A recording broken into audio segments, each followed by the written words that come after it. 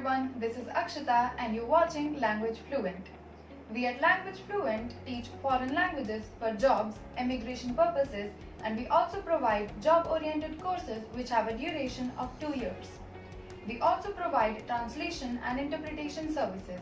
For more information, you can call on the numbers given below or download our app. The link is in the description box. So today we're going to talk about some uses of I. I is the third person conjugation of the verb haber. It is impersonal, which is to say we don't use it when we talk about ourselves. We use I to talk about the existence of people, objects, or places. After I, we usually have indefinite pronouns or adjectives or numbers. I literally translates to there is or there are in English. Now we'll look at some examples of I. Hay 5 libros en la mochila. There are 5 books in the bag.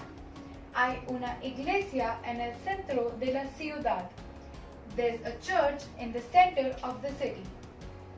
Hay mucho tráfico hoy. There is a lot of traffic today. ¿Hay algo para comer? Is there something to eat? Hay alguien esperándote en la puerta. There is someone waiting for you at the door. No hay means there isn't or there aren't. Some examples of no hay are: no hay nadie en la clase.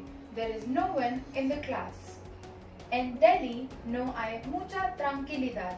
In Delhi, there is not much tranquility. No hay nada para comer. There is nothing to eat. We often tend to confuse I with IE and I because they have similar pronunciations. IE means there. It is an adverb and we use it to indicate to a place. For example, hay un hombre ahí. There is a man there. La panadería está ahí. The bakery is there. I is an interjection and we use it to express emotions like pain. It has an exclamative intonation. For example, ay de mí, which means oh my or poor me. Ay, este dolor de cabeza es insoportable, which means oh, this headache is unbearable. Please make sure that you don't confuse these three because of their sounds. Alright, that is it for today. I hope this was easy to follow, and if you have any query, you can leave a comment below. To register for our complete course, you can download our application form. The link is in the description box. Don't forget to subscribe to our channel and turn on the notifications. Thank you so much, and I will see you in the next video.